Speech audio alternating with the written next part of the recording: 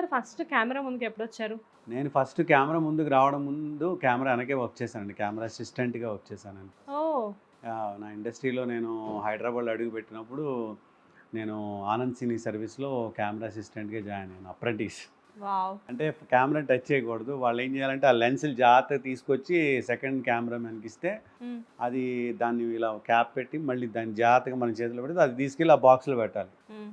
నాకు రోజుకి రూ. 40 ఇచ్చేవారు. ఫుడ్ పెట్టేవారు. ఎంతుంటుందప్పుడు మీ ఏజ్? అప్పుడు చిన్నవాడినేనండి. చాలా అంటే లైక్ ఇంటర్ అయిపోయిన తర్వాత. హ్మ్. సో, అంటే ఏదన్నా సరే మన ఇండస్ట్రీలో ఏంటంటే ఫస్టు ఏదో ఒక బోట్ ఎక్కేస్తే హ్మ్. ట్రావెలింగ్ స్టార్ట్ అవుద్ది కాబట్టి అక్కడి నుంచి మనం బెటర్ థింగ్స్‌ని సెలెక్ట్ చేసుకోవచ్చు అనేది నాకు తర్వాత తెలిసింది. అప్పుడు తెలియలేదు. నేను ఇలాగ ఉండిపోతానేమో అనిపించింది అప్పుడు అలాగా. అంటే కెమెరా అసిస్టెంట్‌గానే తప్పులేదు. బట్ థింగ్ ఏంటంటే కెమెరామెన్ అవుతారు. అలా ఉంటాయి కదా! అలా ఉంటారేమో అనిపించింది. కానీ ఐ డోంట్ నో వై నేను అక్కడి నుంచి ఇలా షిఫ్ట్ అయిపోయాను. డెస్టినీ అనేది మొత్తం ఎలా చేంజ్ అయింది సో, అనేది నేను తర్వాత కెమెరామెన్‌గా వర్క్ చేశాను 'తులసి దళం' అనే సీరియల్‌కి. 'తులసి దళం' యెస్. యెస్. 'యండమూరి వీరేంద్రనాథ్' గారు. ఆయన ఒక క్యారెక్టర్ మంచి హిట్ సీరియల్ అది. నేను ఆ క్యారెక్టర్ చేసేటప్పుడు డిసైడ్ అయ్యాను. I want to become an actor అని. వావ్! జనరల్‌గా అంటే మీరు కెమెరా అసిస్టెంట్‌గా ఉన్న మీరు ఇప్పుడు ఇంత పెద్ద ఆర్టిస్ట్ అయ్యారు. అంటే ప్రతి ఒక్కళ్ళు అనిల్ గారు అంటే ఇండస్ట్రీలో రికగ్నైజ్ చేయని వాళ్ళు ఎవరు ఉండరు. హ్మ్. ఇంత ఇది మీకు హై మూమెంట్ అనిపిస్తూ ఉంటుందా ఎప్పుడైనా? జర్నీ అండి. అంటే దీనికి ఏ ఏ వర్క్‌కి ఎండింగ్ ఉండదండి. హ్మ్.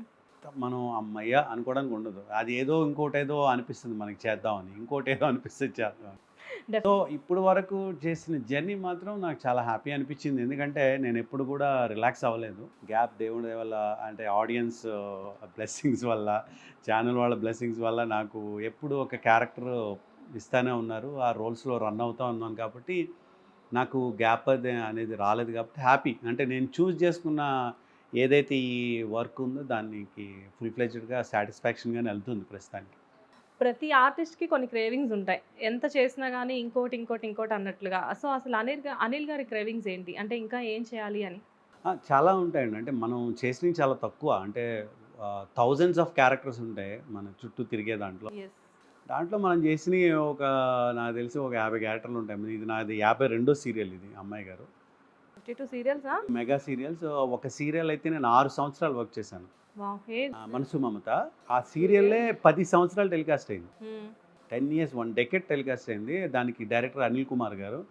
ఆయనే మా గురువు గారు. ఆయనే నన్ను ఈ సీరియల్‌కి ఇంట్రొడ్యూస్ చేసింది 'పద్మవ్యూహం' అని 2005. అప్పటికి 500 ఎపిసోడ్‌లు అయింది ఆ సీరియల్. తర్వాత జనరేషన్ చేంజ్ నేనొచ్చాను. కానీ సార్ అసలు మీరు చేసిన ప్రాజెక్ట్స్ అన్నీ గూడా చాలా పెద్ద పెద్ద పెద్ద ప్రాజెక్ట్స్. అన్నీ గూడా హిట్ ప్రాజెక్ట్స్. ఒక పద్ హిట్ ఫ్లాప్‌లనేవి అసలు సీరియల్స్‌కి బేసిక్‌గా ఉండవండి. ఇట్స్ గో ఆన్ అంటే వెళ్ళిపోతా ఉంటాయి అంతేగాని అంటే 'పద్మవ్యూహం' గానివ్వండి, లేకపోతే ఇప్పుడు మీరు చెప్పినట్టు 'మనసు మమత' ఎవ్రీడే 7:30 అయిందంటే లేడీస్ అందరూ గూడా 'మనసు మమత' కోసం టీవీ ముందు అవును. ఫస్ట్ అంటే మీ క్యారెక్టర్ అందులో డిఫరెంట్. అంటే ఇద్దరు అమ్మాయిలు మిమ్మల్ని లవ్ చేస్తారు. అవును. హరితేజ గారు, తర్వాత సౌందర్య అండ్ మీరు గూడా మంచి సేమ్ 'పద్మవ్యూహం' కూడా అంతేనండి. హ్మ్. ఇద్దరుంటారు దాంట్లో. అదే మీరు ఒక అంటే బుల్లితెర శోభన్ బాబు అనుకోవచ్చా మిమ్మల్ని? జగపతి బాబు అనుకోవచ్చా? దే ఆర్ లెజెండ్స్ ఆళ్ళు. ఎవరి జర్నీ ఆళ్ళకుంటుంది. Yeah! So, that kind of దాంట్లో ఉండడం నేను హ్యాపీగానే ఫీల్ అయ్యాను. యాస్ ఎ లీడ్ క్యారెక్టర్ చేస్తున్నప్పుడు. హ్మ్.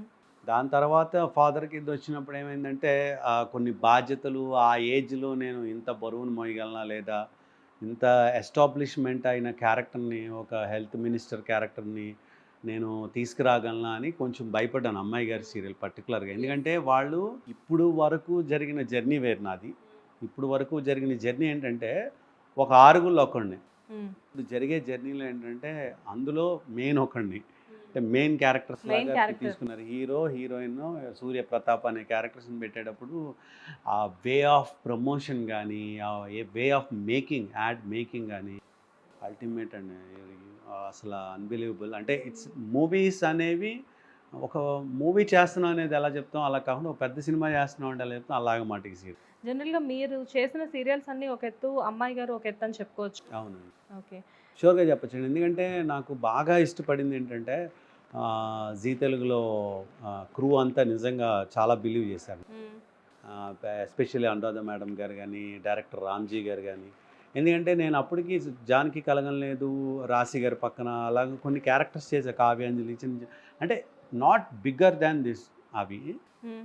కానీ ఈ క్యారెక్టర్కి అనిల్ని తీసుకుందాం అనే ఒక కాన్ఫిడెన్స్ ఏదైతే ఉందో అది నిజంగా బ్లెస్ అనిపించింది నాకు. అంటే మీ గెటప్స్ చూసినప్పుడు మాత్రం కొంచెం మేము ఫ్యాన్స్గా ఫీల్ అవుతూ ఉంటాం అనమాట. ఎందుకంటే you are so young, but ఇప్పుడే ఫాదర్ క్యారెక్టర్స్ అనేది చాలా ఎర్లీగా మీరు స్టార్ట్ చేసేసారు. కానీ ఎందుకు అంత తొందరగా ఫాదర్ క్యారెక్టర్స్? తొందర ఏం లేదండి, డిపెండ్స్ ఆన్ సిచ్యువేషన్స్. మనం ఏ క్యారెక్టర్కి ఇష్టం చూపిస్తాం ఆ క్యారెక్టర్ చేసుకుంటూ వెళ్తాం. ఓకే. ఇప్పుడు చేసిన వాళ్ళందరూ ముసలోళ్ళ క్యారెక్టర్లు చేశారు, ముసలోళ్ళు కాదు కదా. సో వాళ్ళకు ఒక పరిధిలో ఉన్నప్పుడు మనం దాన్ని షిఫ్ట్ చేసుకుంటూ వెళ్ళడమే నాకు తెలిసి ఒక ఆర్టిస్ట్గా ఒక జర్నీ. నేను స్టార్ట్ చేసిన కెరియర్ వచ్చి 20 years అయిపోయింది. 20 years అవుతుందా? ఓకే. సో నేను మూవీస్ చేశారు కదా? ఇంతకుముందు మూవీస్ చేసాం, తర్వాత సీరియల్స్ రావడం జరిగింది. సీరియల్స్లో లీడ్ చేసాం. చేస్తూ ఏంటంటే ఏదైనా సరే కొంచెం మొనాటనీ వస్తుంది కాబట్టి దాని నుంచి ఇంకా ఏదైనా బెటర్కి వెళ్దాం అనుకున్నప్పుడు నాకు హీరో ఆ ఎలిమెంట్స్లోంచి బెస్ట్ అనిపించింది ఫాదర్ రోల్స్. సో నేను కూడా వద్దాం అని అనుకోలేదు యాక్చువల్గా, కానీ ఒక యంగ్ ఫాదర్ లాగా ఉండే ఒక దీన్ని క్రియేట్ చేశారు రసూల్ గారు, డైరెక్టర్ రసూల్ గారు, ఓకే, మల్లేశ్వరి. yes. అదేమైందంటే దాంట్లో ఆయన అంటే డైరెక్ట్ ఫాదర్, అందులో చాలా డిఫరెంట్గా డిజైన్ చేశారు, మీసాలన్నీ తీసేసి నీట్గా ఒక దీనిలాగా. నాకు కూడా నచ్చింది క్యారెక్టరైజేషన్స్ అవి. సో నేను బాగా ఇష్టపడేది క్యారెక్టరైజేషన్స్ అనండి, గెటప్స్ కాదు. ఫాదరా లేకపోతే సన్నా, బ్రదరా, విలనా ఇవన్నీ ఏం కాదు. The characterization, how much they are importance ఇస్తున్నారు, అది ఎంతవరకు ఆడియన్స్కి రీచ్ అవుతుంది అనేది ప్రిఫర్ చేస్తాను.